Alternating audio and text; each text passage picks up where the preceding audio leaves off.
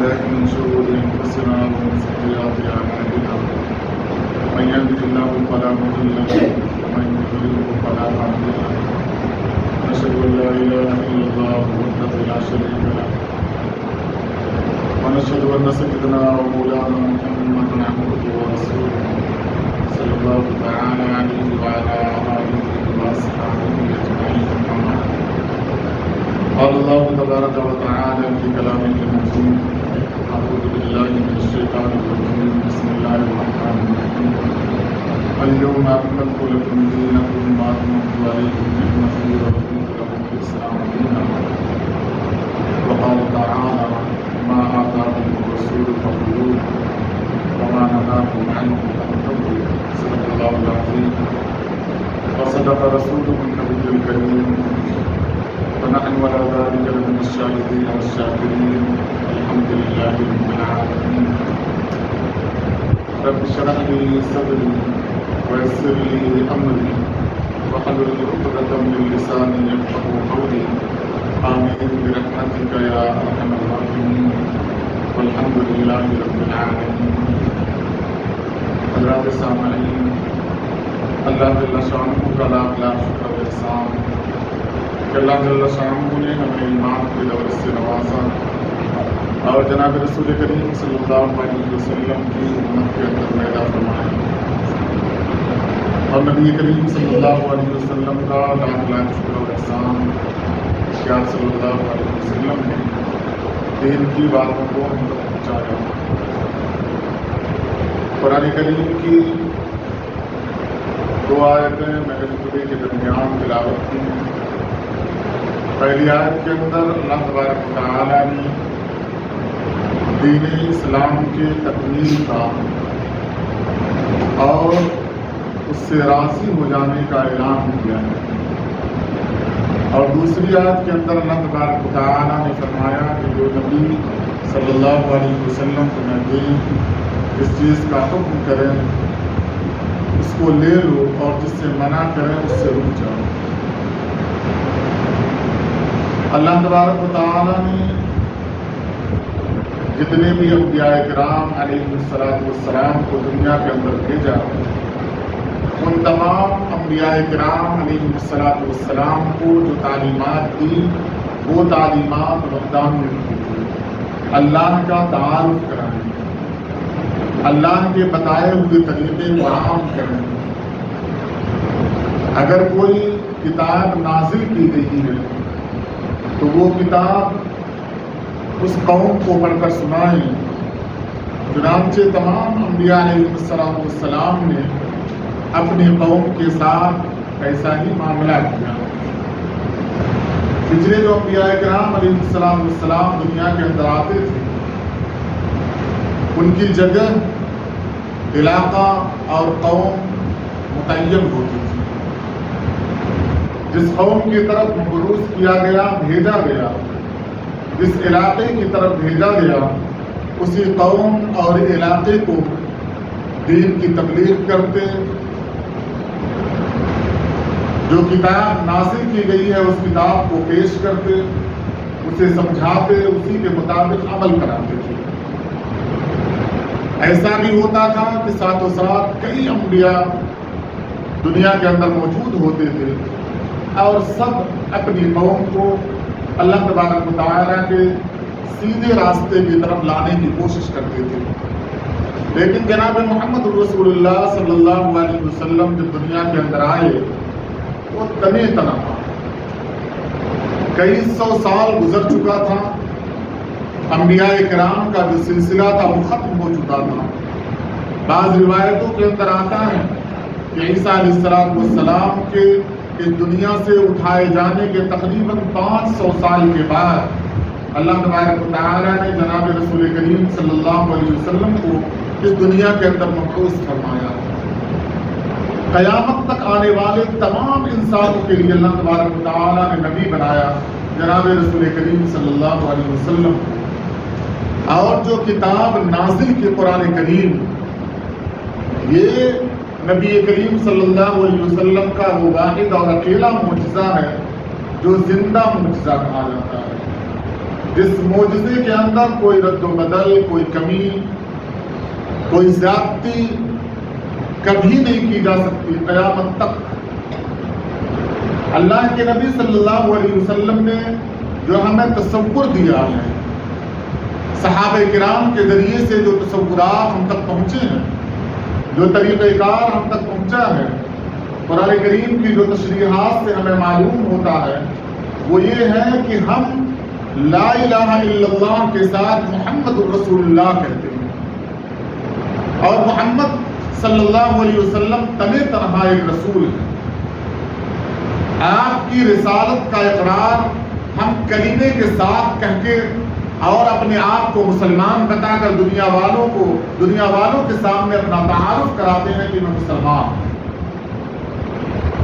جتنی قومیں اب دنیا کے اندر آباد ہیں، ان قوموں میں جو اہل کتاب کہی جانے والی قوم ہیں، وہ دو قومیں ہیں، یہود اور نصارہ، مسلمانوں کے علاوہ۔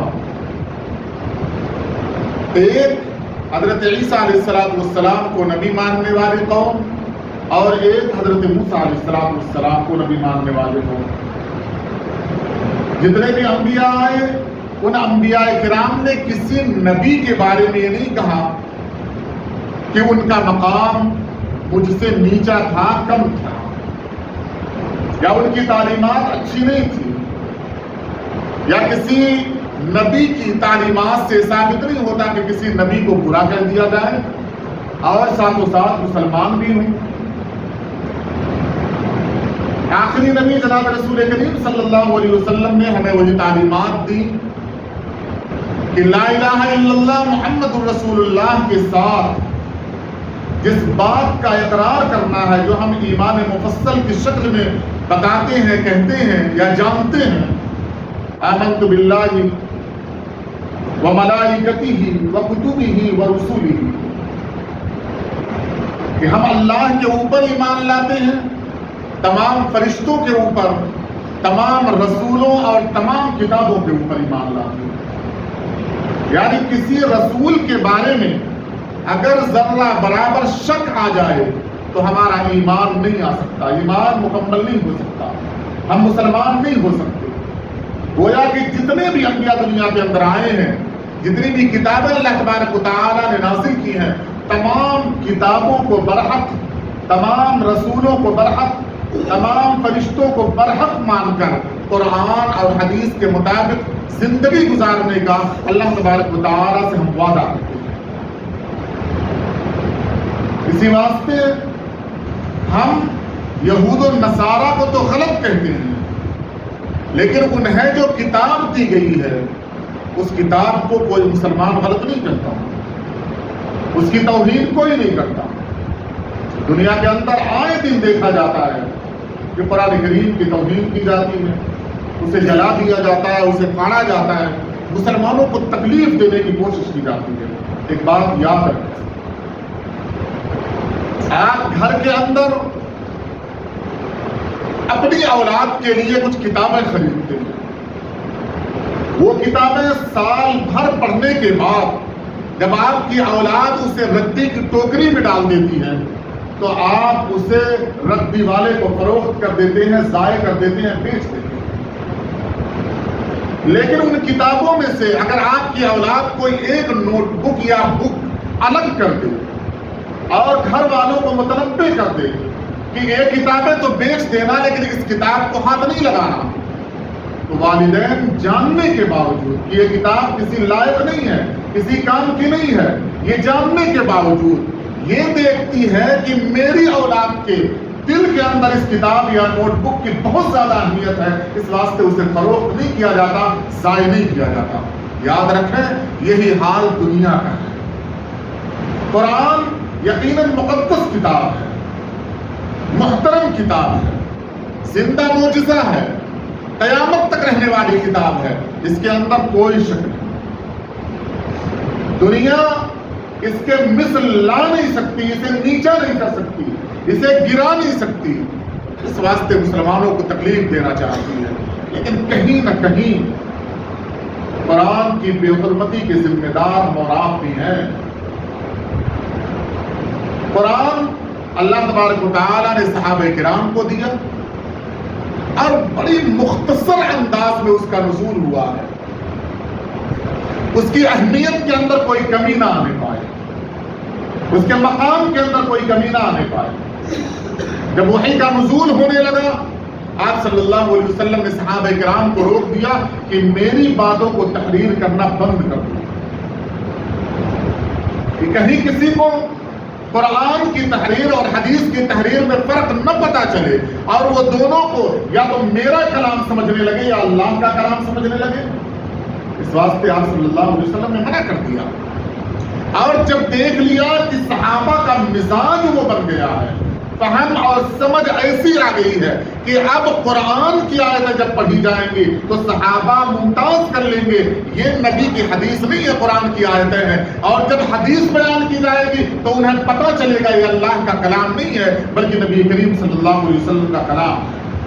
یہ مزاج جب پیدا ہوا, یہ صلاحیت صحابہ کے اندر آ گئی, تو آپ صلی اللہ علیہ وسلم نے دونوں کو تحریر کرنے کا حکم دیا. آپ دیکھ لیں صحابہ کرام کی کیفیت, کوئی ایک آیت پڑھی جا رہی ہو اور اس پر صحابہ کا عمل ہو نہ ہو, ایسا نہیں ہو سکتا. اور اپنے ارادے میں اتنے مضبوط کہ جب تک دلیل نہیں ملتی تھی اپنے ارادے سے ٹلتے نہیں تھے. اور اتنے مضبوط ارادے کے باوجود جب پتا چلتا یہ نبی کا حکم ہے یا اللہ کا حکم ہے تو فوراً اپنے ارادے سے باز آ جاتے تھے, اپنے ارادے سے ٹل جایا کرتے تھے. حضرت عمر رضی اللہ تعالیٰ عنہ کا واقعہ ہے, آپ صلی اللہ علیہ وسلم کی وفات ہوئی. حضرت عمر رضی اللہ تعالیٰ عنہ نے بیان کیا کہ میں نہیں مانتا کہ آپ صلی اللہ علیہ وسلم کا انتقال ہو گیا, کوئی کہے گا تو میں اسے قتل کروں گا. اور آواز تیز تھی, ایک روب حضرت عمر رضی اللہ تعالیٰ عنہ کا تھا, کسی کی ہمت نہیں ہو رہی تھی. بعض صحابہ کو پتہ محبت کے غلبے کی بنیاد پر یا تعلق کی بنیاد پر حضرت عمر رضی اللہ تعالیٰ عنہ فرما رہے ہیں ہمت نہیں ہو رہی, تلوار میدان سے نکلی. حضرت ابوبکر صدیق رضی اللہ تعالیٰ عنہ آئے, پورے حالات کو ملاحظہ کیا, دیکھا, آپ صلی اللہ علیہ وسلم کے پاس گئے, پیشانی کو بوسہ دیا, نکل کر باہر آئے. حضرت عمر رضی اللہ تعالیٰ عنہ جہاں کھڑے تھے وہاں سے دور گئے اور خطبہ دیا. اور حمد و ثنا کے بعد قرآن کریم کی آیت پڑھی, وما محمد الا رسول قد خلت من قبلہ الرسل افإن مات أو قتل انقلبتم على أعقابكم. صحابہ کرام بیان کرتے ہیں کہ ابھی تھوڑی دیر پہلے حضرت عمر رضی اللہ تعالیٰ عنہ یہ کہہ رہے تھے کوئی کہے گا انتقال ہو گیا میں اس کا صدقاً سجدہ کروں گا, میں نہیں مانتا.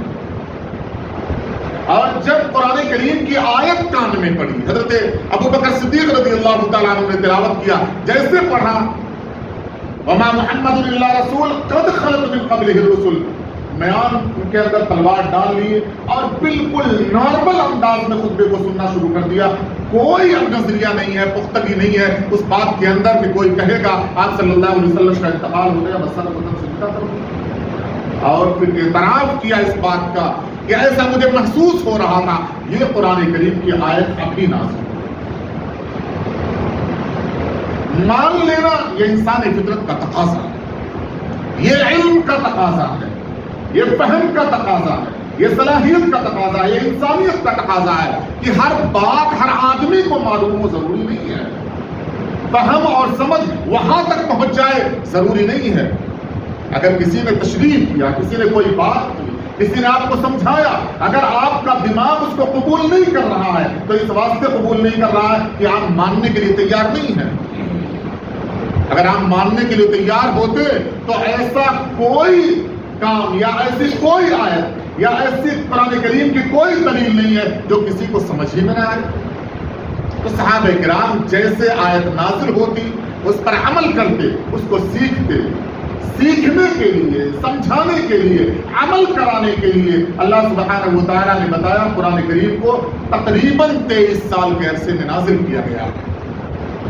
اب آپ اندازہ لگائے اس وقت کا ماحول, صحابہ کرام کی ذہنیت, صحابہ کرام کا دماغ, کہ وہ صحابہ جن گھوڑوں پر سواری کیا کرتے تھے اس گھوڑے کی نسل بتایا کرتے تھے, کہ یہ کس نسل کا گھوڑا ہے، یہ ذہنیت تھی، یہ دماغ تھا۔ ان صحابہ کرام کے بارے میں نظریہ دیا گیا ہے کہ انہیں اس قرآن پر عمل کرنے کے لیے 23 سال کے اندر قرآن کریم کا نزول ہوا۔ ہم قرآن کریم اٹھاتے ہیں، اردو پڑھنا تو صحیح سے نہیں آتا، آپ بس قرآن کریم کو سمجھ گئے۔ یقیناً قرآن کریم بڑا آسان ہے۔ وَلَقَدْ يَسَّرْنَا الْقُرْآنَ لِلذِّكْرِ فَهَلْ مِن مُدَّكِرٍ، اللہ تعالیٰ نے فرمایا، یقیناً فرمایا کہ قرآن بڑا آسان ہے نصیحت حاصل کرنے والوں کے لیے۔ اور آپ کو پتا ہونا چاہیے نصیحت بذات خود انسان نہیں حاصل کرتا ہے کہ میں نے اپنے آپ سے نصیحت حاصل کر لی۔ کہا جاتا مجھے نصیحت کرو، یعنی کسی اور سے اسے نصیحت حاصل کرنی ہوگی، کوئی اور اسے بتائے گا کہ عمل کرو۔ اسی واسطے صحابہ کرام جب ایک دوسرے سے جدا ہوا کرتے تھے تو آخری بات یہ کہا کرتے تھے کہ مجھے کچھ نصیحت کرو، مجھے بتاؤ، عمل کرنے کی کوئی ترکیب بتاؤ، کوئی چیز بتاؤ، میں اس پر عمل کروں گا۔ صحابہ کرام قرآن کریم کے مطابق زندگی گزارتے تھے۔ قرآن کو یہ کہا جاتا تھا یہ اللہ کا کلام نہیں ہے۔ اس وقت قرآن کریم نے چیلنج دیا، وَإِن كُنتُمْ فِي رَيْبٍ مِّمَّا نَزَّلْنَا عَلَىٰ عَبْدِنَا فَأْتُوا بِسُورَةٍ مِّن مِّثْلِهِ، اگر تم کہتے ہو کہ اللہ کا کلام نہیں ہے تو محمد صلی اللہ علیہ وسلم کا تو کوئی استاد ہی نہیں، آپ کا کوئی معلم ہی نہیں، آپ نے کسی سے سیکھا ہی نہیں، سفر ہی نہیں کیا۔ لیکن اے اہل عرب، اہل مکہ، تم تو اپنے آپ کو دانشور جانتے ہو، اپنی زبان دانی کا دعویٰ کرتے ہو، پوری دنیا کو عجم، اپنے آپ کو عرب کہتے ہو، تو ایک صورت پیش کرو۔ اگر قرآن کریم اللہ تبارک و تعالیٰ کا کلام نہیں ہے۔ اللہ تبارک و تعالیٰ نے چیلنج کیا، مشرکین مکہ اپنی ہار مان لیے، قرآن کریم کی ایک آیت کوئی پیش نہیں کر سکتا۔ لیکن قرآن کریم کی بے حرمتی صحابہ کرام کے زمانے میں نہیں۔ جس چیز پر عمل کیا جاتا ہے، جس چیز کو اہمیت دی جاتی ہے، کسی کی ہمت نہیں ہوتی ہے کہ اس چیز کو ٹھوکر لگا دیا جائے، اس چیز کو ضائع کر دیا جائے، اس کی بے عزتی کر دیا جائے۔ جیسے ایک مثال میں نے پیش کیا کہ آپ کی اولاد کو کوئی بک عزیز ہو، کوئی کتاب اچھی لگے، باوجود کہ وہ اس کے لائق نہیں ہے یا اس کے کام کی نہیں ہے، آپ اسے ردی کے والے کو فروخت نہیں کریں گے۔ اہمیت کی بنیاد دنیا یہ دیکھتی ہے کہ جو قوم یہ کہتی ہے میں مسلمان ہوں، جس قوم کا یہ دعویٰ ہے کہ قرآن اللہ کی کتاب ہے، اگر اس کا دعویٰ ہے، اگر وہ مانتی ہے تو عمل کہاں ہے؟ اگر عمل ہمارا نہیں ہے تو پوری دنیا قرآن کریم کو بدلنے کی کوشش کرے گی، اس کو جلانے کی کوشش کرے گی، اس کو مٹانے کی کوشش کرے گی۔ اللہ تبارک و تعالیٰ اس سزا کی بنیاد پر روئے زمین سے ہمیں مٹا دے گا، ہماری جگہ پر کسی اور قوم کو لا کر کھڑا۔ دوسری بات ہندوستان کے اعتبار سے لے لیں، میں نے گزشتہ جمعہ بھی بتایا تھا کہ وہ قانون نافذ کرنے کی کوشش کی جا رہی ہے جس قانون میں یکسانیت ہو، ایک قانون۔ اور اتراکھنڈ کے اندر جو مسودہ پیش کیا گیا تھا اس کے اندر عورت کو بھی طلاق دینے کا حق رکھا گیا تھا کہ مرد بھی طلاق دے گا، عورت بھی طلاق دے سکتی۔ اور بہت ساری چیزیں ہیں، آپ بھی مطالعہ کریں، آپ کے پاس بھی کافی وقت ہے۔ اس کی مخالفت کے لیے ایک قانون نہ ہو، اس کی حمایت کے لیے بڑی بڑی تنظیموں نے ہماری رائے کے لیے کہ ہم قانون بنانے والوں کو اپنی رائے پیش کریں، بہت سارے ای میل کے ذریعے سے، اسکینر کے ذریعے سے بہت کوشش کی ہے۔ تو گزارش بھی ہے اپنی رائے کا اظہار کریں، پیش کریں، اور پھر یاد رکھیں کہ کوشش کرنے کے بعد اگر قانون بن جاتا ہے، بن جائے، کوئی بات نہیں ہے۔ اللہ کے نبی صلی اللہ علیہ وسلم کی زندگی کے دو پہلو ہیں، ایک پہلو مکی زندگی کا ہے اور دوسرا پہلو مدنی زندگی کا ہے۔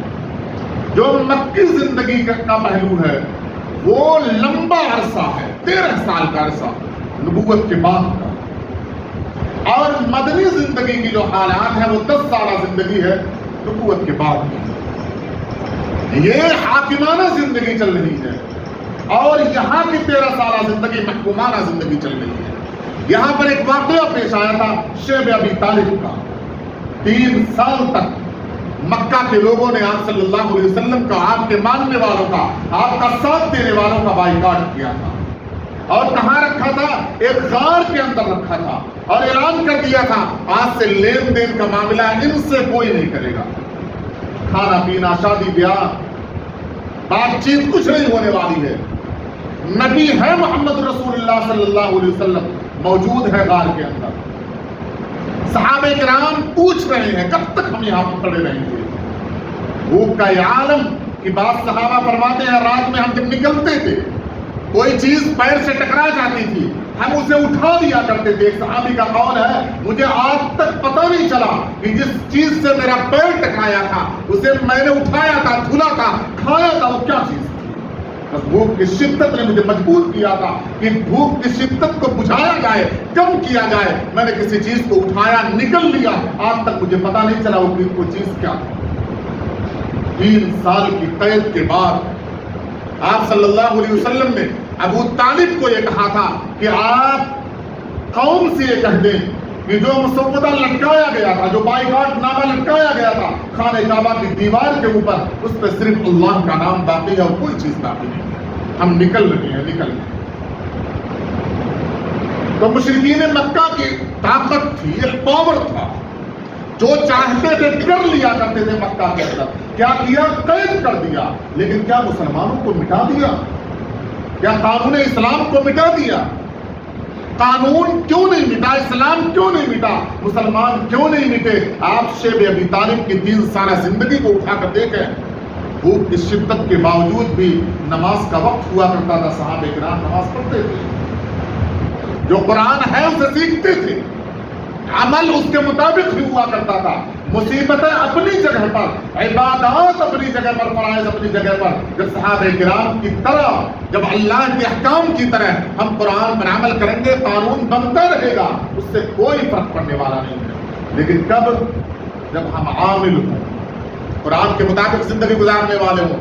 یاد رکھیں، ہم اپنی اولاد کے سامنے جو چیز پیش کر کے جائیں گے وہی اولاد یاد رکھیں۔ ہماری وہ زندگی اولاد کے آنکھوں کے کیمرے کے اندر قید ہو رہی ہے، وہ ویڈیو بن رہی ہے کہ میرے باپ نے، میری ماں نے، میرے دادا نے، میری دادی نے، میرے نانا نے، میری نانی نے، میرے بڑے بھائی نے، میری بڑی بہن نے کس طریقے سے زندگی گزاری تھی، وہی زندگی مجھے عزیز ہے۔ اگر گھر کی زندگی قرآنی تعلیمات کے مطابق ہوگی، اگر گھر کے اندر قرآن کی تعلیمات ہوگی، قرآن کی تلاوت ہوگی، ذکر و اذکار کیا جائے گا، قرآن فہمی کی کلاسیں لی جائیں گی، اسے سمجھنے کی کوشش کی جائے گی، حدیث کا ذکر کیا جائے گا، اسے تلاوت کی جائے گی، اسے سمجھ کر پڑھا جائے گا، لوگوں کو سمجھایا جائے گا، ہم چلے جائیں گے لیکن یہ تعلیمات نہیں جائیں گی۔ لیکن ہم نے زندگی گزاری، بڑی سادہ زندگی گزاری، مسجد میں آئے، قرآن کی تلاوت کرتے رہے، ہم سیکھتے رہے، ہم پڑھتے رہے، لیکن گھر کے اندر زندگی ہم نے جا کر جو سادہ سودہ جو زندگی گزاری تھی، کل قیامت کے دن اگر وہ اولادیں جو گھروں کے اندر رہ کر زندگی گزار رہی ہیں، اگر ہمارے لیے جنت کا فیصلہ ہو گیا کہ باپ جنت کے اندر جائے گا، اولاد جہنم کے اندر جائے گی، آپ پوری شریعت اٹھا کر دیکھ لیجئے، وہ باپ جس کی اولاد کے لیے فیصلہ ہو جائے کہ یہ باپ جنت میں اور اس کی اولاد جہنم میں چلی جائے گی، اللہ تبارک و تعالیٰ اسے جانے نہیں دیں گے فیصلے کے باوجود۔ باپ کے حق میں فیصلہ ہو گیا، یہ جنتی ہے، اولاد گریبان پکڑ لے گی، دامن پکڑ لے گی اور اللہ تبارک و تعالیٰ سے شکایت کرنے لگے گی، اے اللہ یہ میرا باپ ہے۔ اگر کوئی حرام چیز میں کھانے کی کوشش کرتا تھا، اگر چاقو اٹھا کے انگلی کاٹنا چاہتا تھا، یہ مجھے روک دیا کرتا تھا، نقصان دہ چیزوں کے قریب نہیں جانے دیا کرتا تھا، خود نماز پڑھتا تھا، مجھے نماز کی تعلیم نہیں دیتا تھا، خود قرآن کریم کی تلاوت مسجدوں میں کیا کرتا تھا، یہ باپ میرا گھر کے اندر قرآن کریم کی تلاوت نہیں کرتا تھا۔ دوسروں کو نصیحت کیا کرتا تھا، لیکن قرآن کریم کا درس میرے گھر کے اندر نہیں ہوا کرتا تھا. اے اللہ اگر یہ عمل کرتا تھا، اگر مجھے نصیحت کرتا تو میں بھی اس کی طرح عامل ہوتا. آج جہنم میں نہیں جاتا، جنت میں جاتا. اللہ تبارک و تعالیٰ فیصلے کو بدل دیں گے، کہیں گے باپ بیٹا دونوں جہنم میں. کیا آپ چاہتے ہیں نماز کے باوجود، تلاوت کے باوجود، ذکر و اذکار کے باوجود، یہ نصیحتوں کے باوجود، قرآن کو تفصیل سے پڑھنے کے باوجود، قرآن سمجھنے کے باوجود، اللہ تبارک و تعالیٰ اولاد کی وجہ سے، خاندان کی وجہ سے، رشتہ داروں کی وجہ سے جنت کے فیصلے کو تبدیل کر کے ہمارے اپنے جہنم کا فیصلہ کرتے ہیں؟ اگر ہم نہیں چاہتے اور یقیناً نہیں چاہتے تو گھروں کے ماحول کو مدرسہ بنا دیں، گھروں کے ماحول کو مدرسہ بنا دیں، تعلیم گاہ بنا دیں، اور ایسی تعلیم گاہ بنائیں کہ ایک اولاد بھی ایسی نالائق نہ نکلنے پائے جو قرآن کو سمجھنے والی نہ ہو. زیادہ ضرورت نہیں ہے قرآن کو سمجھنے کے لیے، کچھ ہی تو عربی گرامر ہوں گے، کچھ ہی عربی قواعد ہیں جنہیں آپ سیکھ لیں، جنہیں آپ یاد کر لیں، اور بآسانی آپ اپنے گھر کے ماحول کو تبدیل کرنا چاہیں. آپ علامہ نہ بنائیں اپنی اولاد کو، علم والا تو بنا سکتے ہیں، جاہلوں کے فہرست سے نکال سکتے ہیں، گھروں کے ماحول کو تبدیل کر سکتے ہیں. آپ سروے کر لیں، کسی مسجد، چھوٹی سی مسجد ہے، چند قرآن ہوں گے، آپ اٹھائیں کسی قرآن کو، چند قرآن کو چھوڑ کر قرآن کو اٹھائیں اور اسے پلٹیں تو آپ کو دھول نظر آئے گی، آپ کو دھول نظر آئے گی. سینکڑوں کی تعداد میں لوگ نماز پڑھنے کے لیے آتے ہیں، دھول نظر آئے گی. یعنی مہینوں ہو گیا قرآن کریم کو کسی نے نہیں پڑھا. آپ اپنے گھر جائیں، ابھی نماز پڑھنے کے بعد چلے جائیں، جو اولاد آپ کی قرآن کریم پڑھتی ہے اس قرآن کو، اس پارے کو، اس دینیات کی کتاب کو چھوڑ کر کوئی اور کتاب اٹھا کر آپ دیکھ لیں، اس پر دھول جمی ہوگی.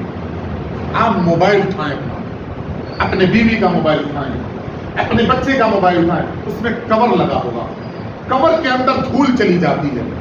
آپ کور ہٹائیں، آپ دھول تلاشیں، آپ کو نہیں. کیوں؟ ہر دوسرے دن کور نکالیں گے، آپ اس کو اچھے سے ٹشو پیپر سے دستی سے صاف. رک جائیں تھوڑی دیر تو آپ پریشان ہو جائیں گے، ہینگ کیوں کر رہا ہوا ہے، اپلیکیشن کیوں نہیں آن ہو رہا ہے، جلدی بیٹری کو ڈسچارج ہو رہی ہے. آپ فکر مند ہو جائیں گے، آپ مکینک کو تلاش کریں گے. قرآن کے اوپر دھول لگی ہے، وہ دھول دل و دماغ کے اوپر چپک رہی ہے.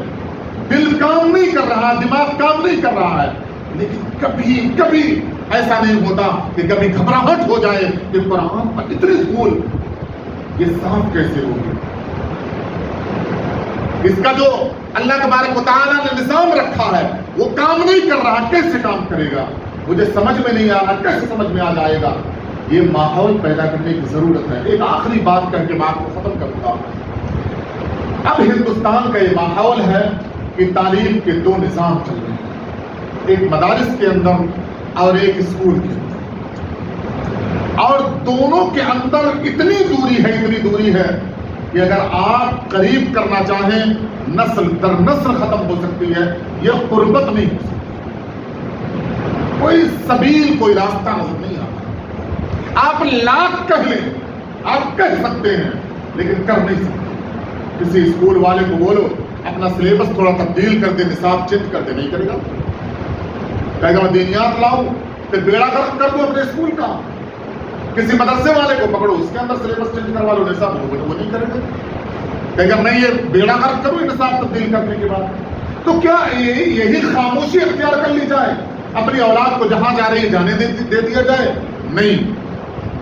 کیا حکمت عملی اپنائی جا سکتی ہے؟ اس کے لیے تھوڑا سا دماغ کو کھولیں.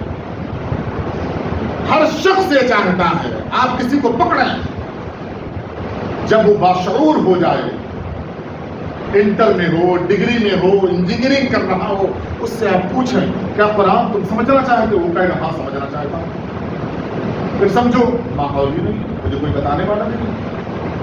یہ کون بتانے والا آپ کو ملے گا؟ آپ کی اولاد کو کون بتانے والا ملے گا؟ آپ نے تیسرا کوئی راستہ نکالنے کی کوشش نہیں کی.